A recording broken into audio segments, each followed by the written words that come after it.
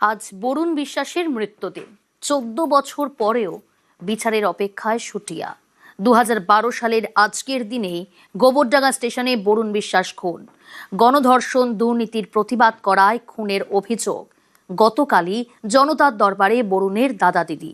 মুখ্যমন্ত্রীর আশ্বাসে বিচারের অপেক্ষায় তার পরিবার। তখনকার খাদ্যমন্ত্রী ছিলেন জ্যোতিপ্রিয় মল্লিক।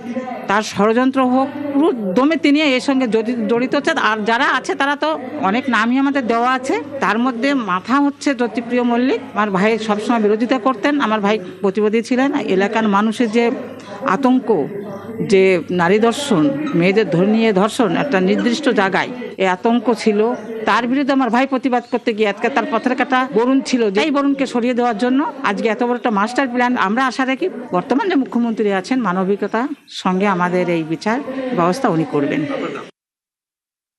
বিচার এর জায়গা হয়েছে, বিচার পাবো সেই আশায় আমরা বসে আছি। বরুণ বিশ্বাসের মৃত্যুর বিচারটা আমি ঠিক মতো দেখতে পারি। সাধারণ সমস্ত মানুষ জানুক যে অন্যায় করলেও শাস্তি পাবে, সেইটি আমার আশা আছে।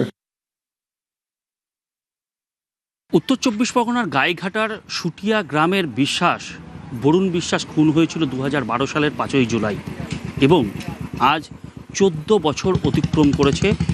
আজও 5ই জুলাই এখানে স্মরণ সভার আয়োজন করা হয়েছে বরুণ বিশ্বাসের আবক্ষ মূর্তির সামনে প্রতিবাদী মঞ্চের পক্ষ থেকে। আমি এখানে যে সমস্ত অনুষ্ঠান এতক্ষণ চলছিল, রীতিমতন বরুণ বিশ্বাসের আবক্ষ মূর্তিতে মাল্যদান, পুষ্পাঞ্জলি এবং সেখানে প্রদীপ প্রজ্বলন করা হয়। বরুণ বিশ্বাসের প্রতিবাদী মঞ্চের যে সকল সদস্যরা সেই সময় তার পাশে ছিলেন, আমি তাদের সঙ্গে কথা বলবার চেষ্টা করব। যে প্রতিবাদী মঞ্চের সভাপতি, সম্পাদক রয়েছেন, কি বলবেন, মানে এই যে আজকের দিনে কি চাইছেন? আজ বিগত 14 বছর আমরা যে আন্দোলন করে আসছি বরুণ বিশ্বাসের খুনের উপযুক্ত বিচার জন্য, আমরা এই বর্তমান সরকারের কাছে সেই একই আবেদন রাখবো এবং আশা করব যে এবার আমরা বিচার পাবো। এলাকায় বরুণ বিশ্বাসের যে প্রতিবাদের ভাষা ছিল, এই 14 বছর সেই বরুণ বিশ্বাস নেই এবং তার যে খুন হয়েছিল তার বিচার পাননি, কি ব্যথা হয়? ব্যথা তো অবশ্যই আমরা জানি, আমরা এই মন্ত্রে দীক্ষিত, বা এটাই বাস্তব। প্রতিবাদী খুন হতে পারে, প্রতিবাদী মারা যেতে পারে, না, প্রতিবাদ কখনো থেমে থাকেনি। আমরা সেই প্রতিবাদের ধারক বাহক এবং এলাকার লোক, সমস্ত লোক সেই আমাদের সঙ্গেই আছে এবং এই চিন্তাধারাই আছে যারা বরুণের বিচার পাবো। প্রতিবাদ মঞ্চের পক্ষ থেকে শুভেন্দু অধিকারীর সঙ্গে দেখা করে বরুণ বিশ্বাসের খুনের সঙ্গে যারা প্রকৃত যুক্ত ছিলেন বা যারা এই ঘটনা ঘটিয়েছিলেন তাদের যাতে দৃষ্টান্তমূলক শাস্তি হয় সেই বিচারের দাবি তারাও করবেন এবং তারা জানাচ্ছেন যে প্রতিবাদীর মৃত্যু হয় কিন্তু প্রতিবাদের মৃত্যু হয় না। আগামী দিনে তারা বিচার পাবে বলে নতুন সরকারের প্রতি তারা আশা করছেন। নতুন সরকার তাদেরকে আশা জুগিয়েছেন যাতে বরুণ বিশ্বাসের খুনের সঠিক বিচার হয়, সেই আশা তারা করছেন। উত্তর 24 পরগনার গাইঘাটার শুটিয়া থেকে অনিরুদ্ধ কীর্তনিয়া, নিউজ 18 বাংলা। শিয়ালদার মেট্রো ইনস্টিটিউশনে শিক্ষক ছিলেন বরুণ বিশ্বাস। মেট্রো ইনস্টিটিউশন ছিল তার শখের স্কুল বাড়ি। বরুণ বিশ্বাসের মৃত্যুদিনে সেই স্কুলেও স্মৃতিচারণা।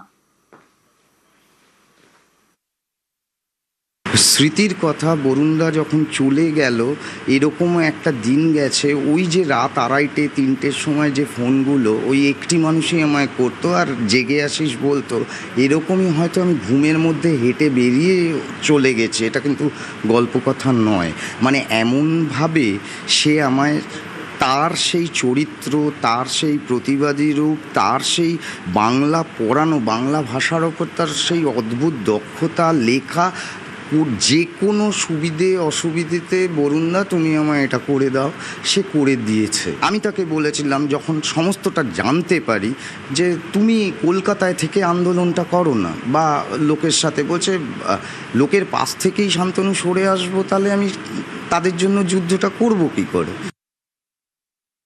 বরুণ বিশ্বাস তিনি শুধু শিক্ষক ছিলেন না, তার পাশাপাশি একজন প্রতিবাদী সমাজকর্মীও ছিলেন। ঠিক আজকের দিনেই তার প্রয়াণ দিবস, তাকে খুন করা হয়েছিল। আমরা এই মুহূর্তে বসে রয়েছি শিয়ালদাহের মিত্র ইনস্টিটিউশনে, অর্থাৎ যেই স্কুলে বরুণ বিশ্বাস পড়াতেন। বাংলা ডিপার্টমেন্টে তিনি ছিলেন এবং বাংলার শিক্ষক ছিলেন মূলত। এখন যেই ঘরে আমরা বসে রয়েছি, আমার ভিডিও জার্নালিস্ট বিপুলকে বলবো ঘরের ছবিটা দেখানোর জন্য।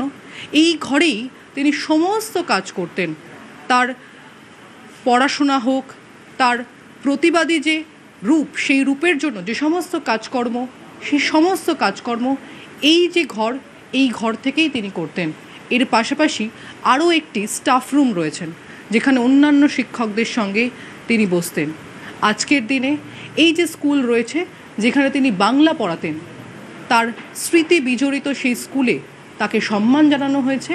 এবং শিক্ষকরা তারা কিন্তু বলেন যে পড়ুয়াদের মধ্যে যেমন মনীষীদের সম্পর্কে পড়াশোনা আমরা শেখাই শিক্ষকরা, তেমনি মনীষীদের পাশাপাশি বরুণ বিশ্বাসকে নিয়েও এই স্কুলের পড়ুয়াদেরকে পড়াশোনা করানো হয়। ক্যামেরায় বিপুলের সঙ্গে প্রীতি, নিউজ 18 বাংলা, কলকাতা।